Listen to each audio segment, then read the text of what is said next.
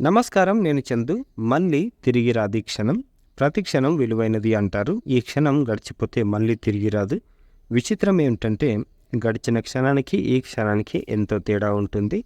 గడిచిన క్షణం ఆనందమయమై ఉండవచ్చు. మరుక్షణం భాజనం కావచ్చు. ఏ క్షణం ఏం జరుగుతుందో ఎవరూ చెప్పలేరు. పొద్దున్నే రుచికరమైన అల్పాహారం తిని, భార్య ఇచ్చిన కమ్మడి కాఫీ తాగి ఆ క్షణాలను ఆనందంగా ఆస్వాదించిన వ్యక్తి వృత్తి కోసం గడప దాటుతూ కాలు తగిలి దబాలున కింద పడి కాలు విరిగి అలవి కాని బాధకు గురి కావచ్చు.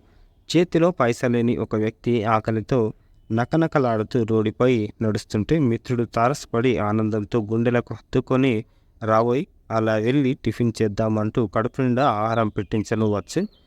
ఇలా క్షణక్షణాలు సరికొత్త అనుభవాలకు హేతువులవుతాయి. ఇచ్చా, ప్రవర్తన, నడవడిక, ఇతరులతో మన వ్యవహారాలు, పరిసరాలు, క్రియ, గెలుపు, ఓటములు లాంటి అనుభవాల సమూహమే క్షణాలు అంటారు ప్రముఖ ఆధ్యాత్మికవేత్త జిడ్డు కృష్ణమూర్తి.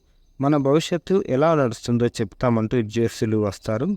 క్షణం మారుతుండే కాలగతులలో ఎవరైనా ఖచ్చితంగా ఊహించడం అసాధ్యం. మన భవిత రేపు చేయబోయే దానిపై కాదు, నేడు ఈ క్షణం చేసేదానిపై ఆధారపడి ఉంటుంది. ఎందుకంటే భవిష్యత్తు ప్రారంభమయ్యేది రేపటి నుంచి కాదు, నేటి నుంచే కాదు, ఈ క్షణం నుంచే. అంటే ఈ రోజు నుంచే, ఇప్పటి నుంచే. మనం జన్మించిన క్షణం నుంచే జీవితం ఆరంభమవుతుంది. ఈ దేహంలో నుంచి జీవం పోయిందా ఆ జీవి క్షణాలు అక్కడే ఆగిపోతాయి. అందుకే జీవితం అంటే కాలగమనము అంటుంది అవ్యక్తోపనిషత్తు. ప్రతి క్షణాన్ని ఆస్వాదించాలి. మంచి సంభవించిన, చెడు ఎదురైన క్షణాలు గడిచే కొద్దీ వాటి ఫలితాలు మారుతూ ఉంటాయి. భవిష్యత్తును ఊహించుకొని బాధపడడమో, రంగురంగుల కలలు కనడమో కాదు. ఈ క్షణంలో వివేకంతో, శ్రద్ధతో జీవించాలి. గతంలో పొందిన కష్ట సుఖాలను పక్కన పెట్టాలి. ఈ క్షణంలో లభించే వరాలను అనుభవించాలి. కష్టమైన, సుఖమైన పశ్చాత్తాపం లేకుండా స్వీకరించాలి. ఈ క్షణం నాదేనని అనుకోవాలి. ఎందుకంటే మరుక్షణం మనది కాకపోవచ్చు. భవిత కోసం చేసే ఆలోచనలు, కనే కలలు, అభిలాషలు, లక్ష్యాలు, కార్యాచరణ పథకాలు వేటినైనా ఈ క్షణం నుంచే అమలుపరచాలి. జ్వరానికి ఔషధం ఈ క్షణం నుంచే తీసుకోవాలి. కూతురి పెళ్లి చేయాలనుకుంటే ఆ శుభకార్యానికి అవసరమైన యత్నాలకు ఈ క్షణమే శుభకరం. ఈ క్షణం ఎలా ఉపయోగించుకున్నామో అన్నదానిపైనే రాబోయే క్షణాల ఫలితాలు ఉంటాయి.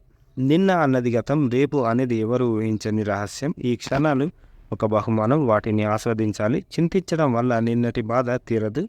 ఏమవుతుందోననే దిగులు వల్ల రేపు సంభవించే సంఘటనలో మార్పు రాదు. గతానికి భవితకు వారధి ఈ క్షణం. మన వెనుక గతం ఉంటుంది. దాని నుంచి నేర్చుకోవాలి. మన ముందు భవిష్యత్తు ఉంటుంది. భవిష్యత్తు కోసం సిద్ధం కావాలి. కానీ ఈ క్షణం మనది, దానిలో జీవించాలి. క్షణాలు గడిపే కొద్ది గంటలు అవుతాయి. గంట గడిచిపోతుంది. గంటలు గడిచిపోతే రోజులు గతాలు అవుతాయి. మనం విశ్రాంతి తీసుకోవాల్సింది ఎప్పుడంటే అందుకు బొత్తిగా మనకు సమయం లేనప్పుడే అని అప్పరుసు రమాకాంతరావు గారు రాసిన అంతర్యామి ఇది. లైక్ చేయండి, షేర్ చేయండి, సబ్స్క్రైబ్ చేయండి. Thank you.